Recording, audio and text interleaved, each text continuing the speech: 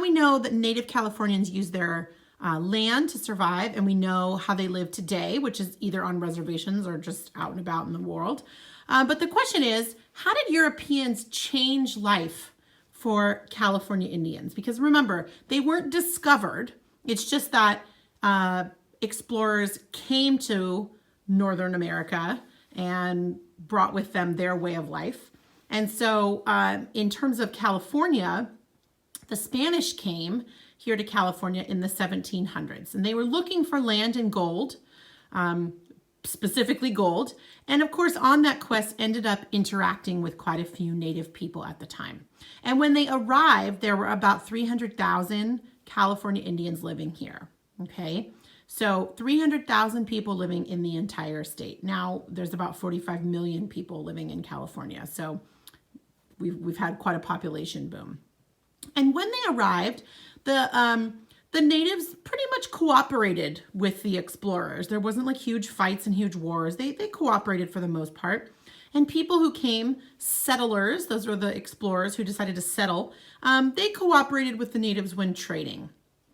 But as more and more settlers came, it led to some conflict, okay? It led to some fighting because the settlers wanted the Native Californians to build and work on their missions, okay?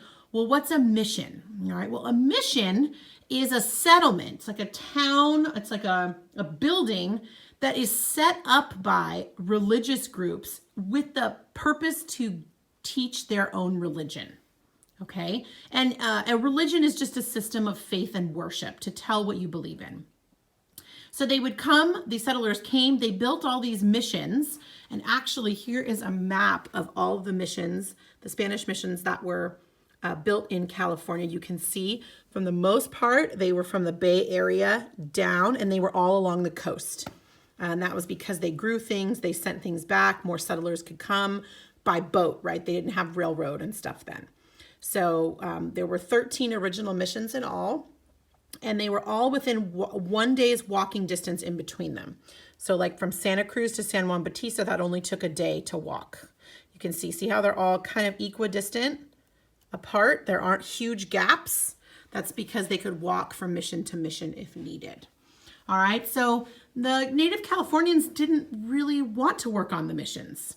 They didn't want to work there. They didn't want to believe in those things. They had their own beliefs. They had their own cultures, their own homes.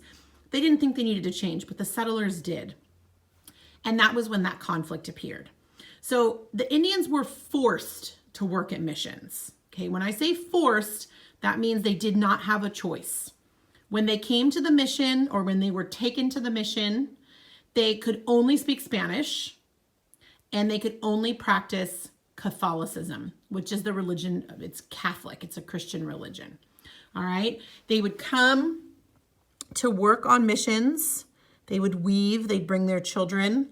But again, they were forced. This wasn't like a happy existence. This was something that they had to do. They were made to do. And once they did that, they lost their land, okay, to the missions. And they had to learn how to farm and raise animals that they'd never dealt with before. They'd only dealt with the animals in their environment. They didn't have strange things like horses. Cows. Those weren't things that were here.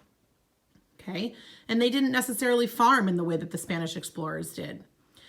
The big problem that happened, and to some extent we can, right now in the middle of this pandemic, we can sort of understand maybe how this could happen. The Spanish settlers brought with them new diseases. Okay. They had diseases like smallpox, all right, dysentery, cholera, things that the Native Californians had never been exposed to. And if you've never been exposed to it before, kind of like most of us have never been exposed to COVID-19, right? Many people died. Many of those California Indians died at the missions. Okay, so remember, when they arrived in the early 1700s, there were 300,000 California Indians living. By the 1850s, only 150 years later, only 150,000 California Indians were left. Half of the population died. Okay, that's a staggering amount. That's half of the population died. Okay, so here's an example of one of those missions. And, you know, in pictures, they look beautiful. You're like, wow, you live in a mansion. But remember, they were forced to be there. They did not want to be there. They liked where they lived. All right.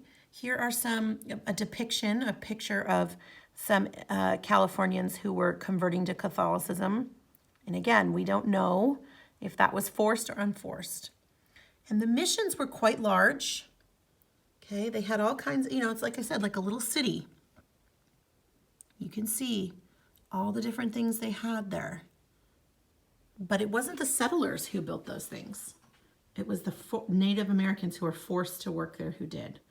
So the missions, while interesting and fascinating to some extent, are sort of tainted by that idea that the natives were forced to be there. If it had been a choice, I think it would be more interesting. But the fact that they were forced to be there is concerning and something that I think a lot of Native Californians would prefer not to have happened, because then they could have stayed and continued on with their beliefs and cultures without that interference. Okay?